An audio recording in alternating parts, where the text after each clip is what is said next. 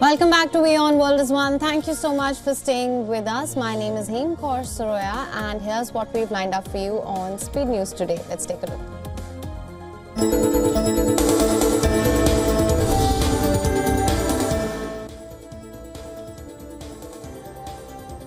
US President Donald Trump has told his Ukrainian counterpart Volodymyr Zelensky that the US could own and run Ukraine's nuclear power plants as part of their latest bid to secure a ceasefire in Russia's invasion of its neighbor. A day after speaking to Putin for about 2 hours, Trump held what he described as a very good hour-long phone call with Zelensky. On the other hand, the Ukrainian president labeled his conversation with his US counterpart as positive, frank and very substantive. Speaking during an online briefing, Zelensky said that him and Trump had discussed US ownership of the Russian-held Zaporizhzhia plant, admitting that Europe's largest power plant, which is on the front line, could take more than 2 years to be made operational again. Zelensky further said that Ukraine was ready to pause attacks on Russia's energy network and infrastructure.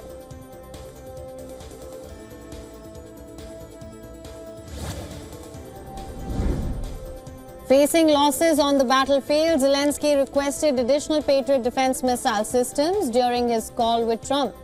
U.S. Secretary of State Marco Rubio and National Security Advisor Mark Waltz said that Trump agreed to work with him to find what was available, particularly in Europe.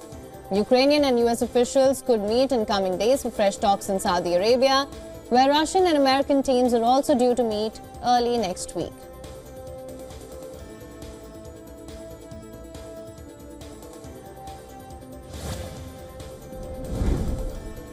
Russia and Ukraine exchanged 372 prisoners of war after the prisoner swap was brokered by the United Arab Emirates.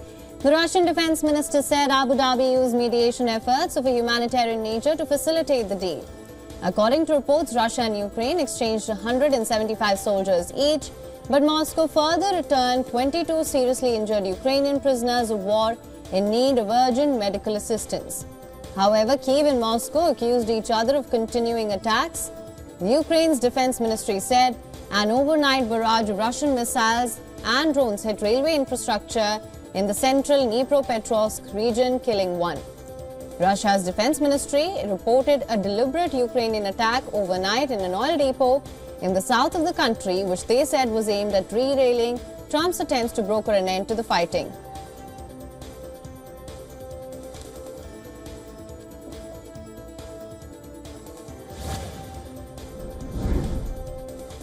Tech billionaire Elon Musk has expressed concerns that the US will go bankrupt if federal spending is not controlled.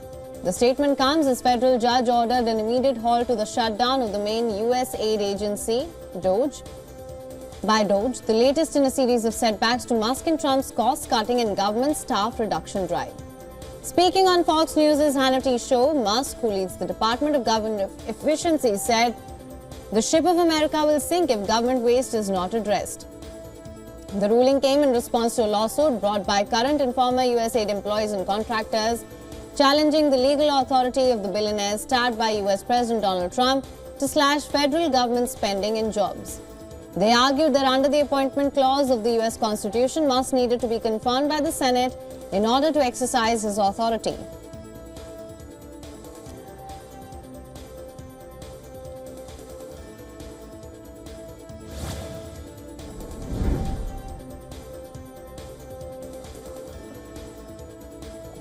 US pounded several locations under the control of the Houthi rebels in Yemen. The strikes hit rebel-held capital Sana'a as well as their stronghold of Sada in the country's northwest. Houthi media said the strikes also hit the district of Al-Sawadiyah, southeast of Sana'a. On Saturday, US strikes killed 53 people and wounded nearly 100 others, sparking widespread protests in Yemen. The United States said that the attacks killed several top Houthi officials. Washington has pledged overwhelming force until the rebels stop firing on key shipping routes. Meanwhile, US President Trump, in a post on social media, said tremendous damage has been inflicted upon the Houthis and warned that the Iran-backed rebels will be completely annihilated.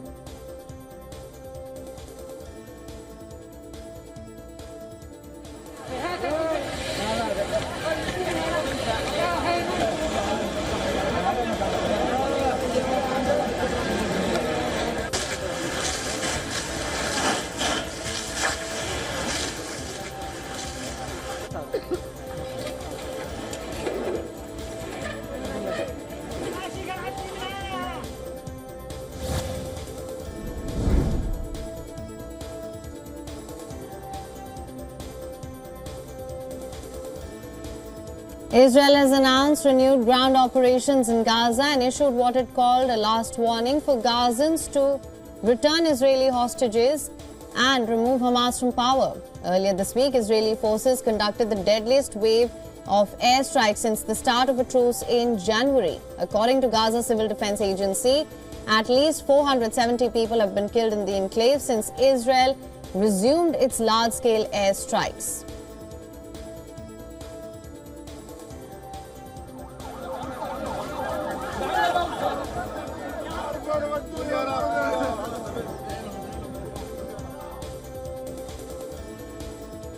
The Israeli military has said that it has begun targeted ground operations in central and southern Gaza Strip to expand the security perimeter and create a partial buffer between the north and the south. As Israel keeps up its renewed bombardment following a ceasefire breakdown, long lines of fleeing civilians have filled the roads of Gaza. Families with young children were seen leaving northern Gaza for areas further south after the Israeli army urged the civilians to evacuate.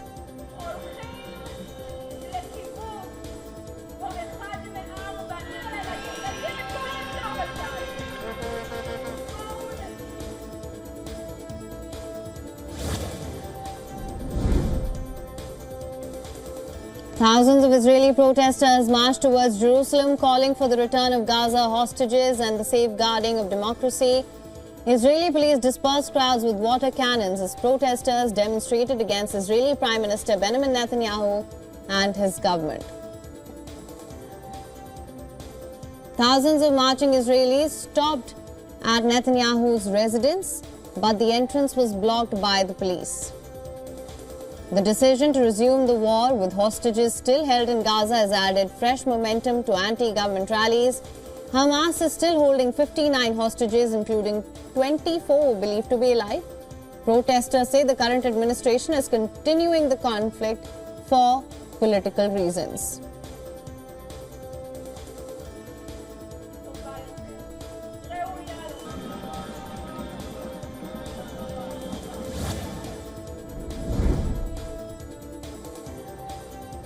Turkish police detailed Istanbul's mayor Ekrem İmamoğlu has detained him over graft and terrorism allegations, prompting outrage from the opposition, which slammed it as a politically motivated coup.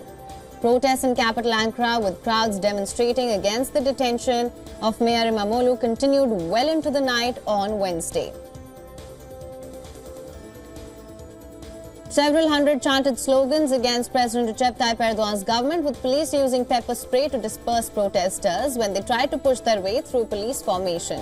Scattered protests and gatherings also took place in other cities, including Izmir and Trabzon.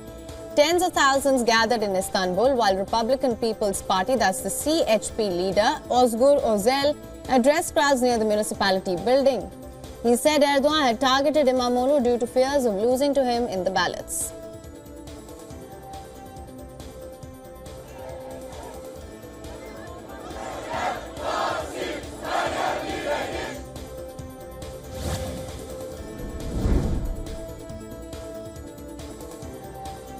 Amid a large security operation deployment by the Argentinian government, hundreds of retirees in the country mobilized in downtown Buenos Aires against the economic adjustment plan for far-right President Javier Milei. The retirees gathered outside the Congress, the epicenter of the protests, and got support from the unions, social organizations, and opposition parties.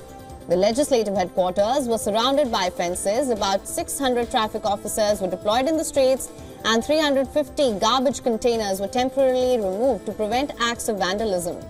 The day was marked by memories of violent clashes between protesters and security forces during a similar protest last week.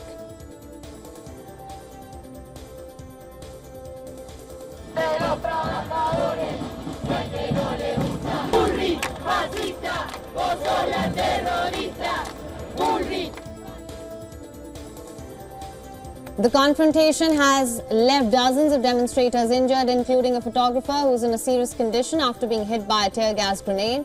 Several police officers also wounded in the clash.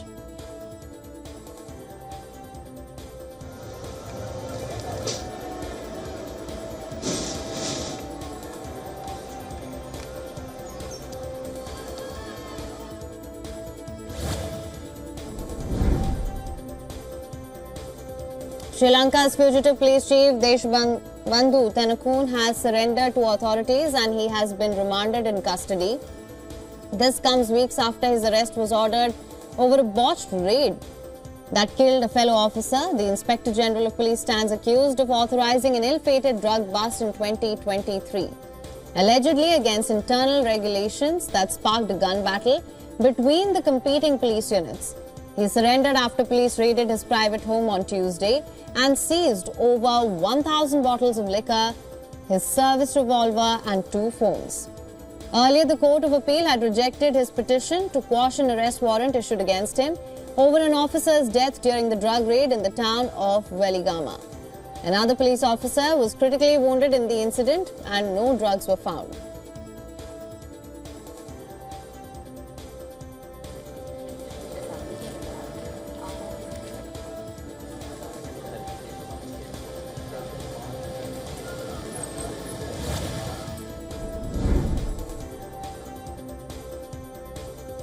Finland once again tops the list of the world's happiest nation, remaining undefeated in the happiness index for the 8th year in a row, with an average score of 7.75. Denmark is placed second in the list, followed by Iceland and Sweden, while Afghanistan held the bottom spot with the score of 1.36.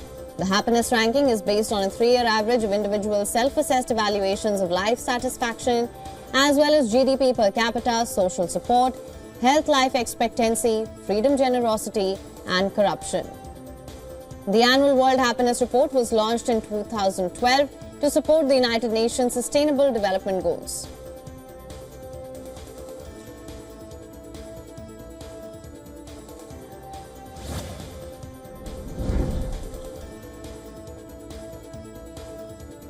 The European Commission has accused Google and Apple of breaking its Digital Markets Act.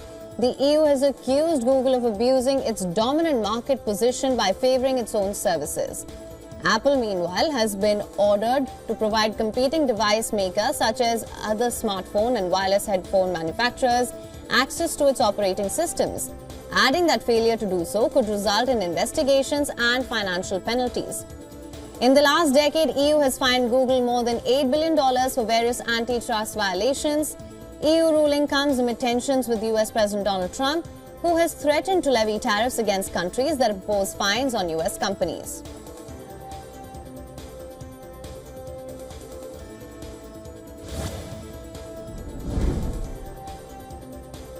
The Pennsylvania State Education Association, commonly known as the PSEA, has revealed that more than 500,000 teachers and other staff members who work in the education sector across Pennsylvania had their sensitive personal and financial data stolen by hackers.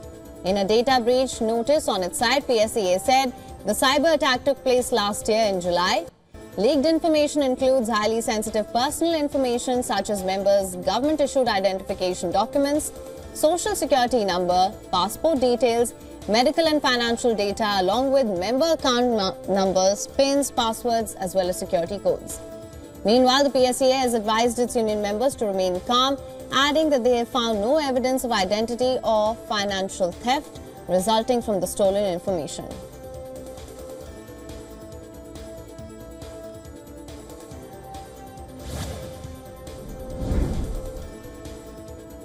A revolutionary electric bike that runs without a battery. You heard that right. Adrien Loulier, a French engineer, has developed an e-bike that recharges through kinetic energy and deceleration. In other words, the bike is powered entirely by pedaling.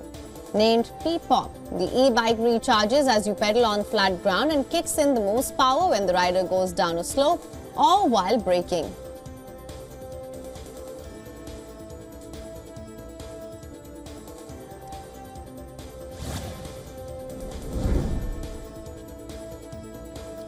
Now gold jumps to another all-time high on Thursday. This comes as the Federal Reserve hinted at 2 possible interest rate cuts this year, bolstering bullion's appeal amid ongoing geopolitical and economic woes.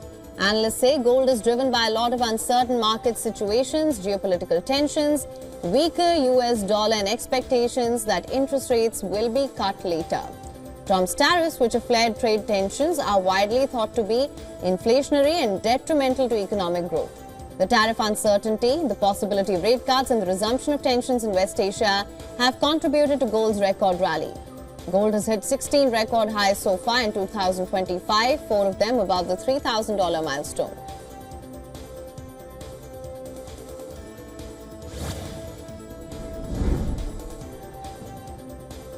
Chinese banks held their benchmark lending rates for a 5th straight month in the absence of more monetary easing. This comes as officials leave open room for stimulus in likely case that US tariffs rise again. The one-year loan prime rate was maintained at 3.1%, according to a statement from the People's Bank of China on Thursday. China needs to mobilize funding support for propping up its ailing housing market and spur spending by businesses and households to break a deflation cycle. The world's second-largest economy has been suffering from weak borrowing demand, while price growth remains stubbornly subdued.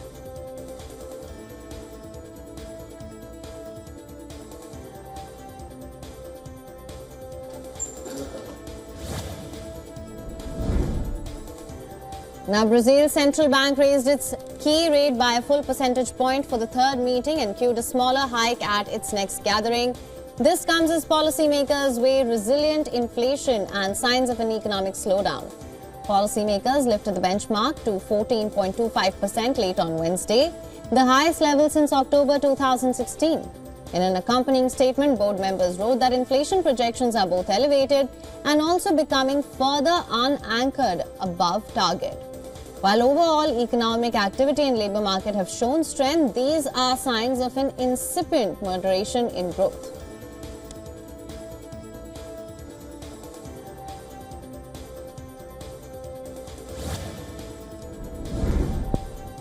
South Korean superstar Kim Ji-won made a stunning appearance in Hong Kong as she attended the Bulgari jewelry showcase at the luxury brand's flagship store. Won arrived in a sleek black gown. Dozens of devoted fans gathered outside the store, eagerly waiting a glimpse of the talented actor. Kim is popularly featured in movies like Descendants of the Sun, Fight for My Way, My Liberation Notes, and Queen of Tears.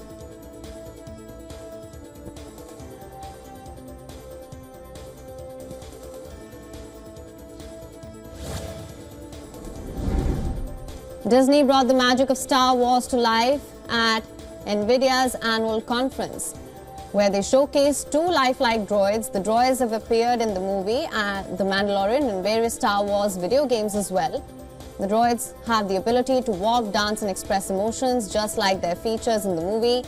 They made a special appearance on stage with NVIDIA CEO Jensen Huang during his keynote speech as well.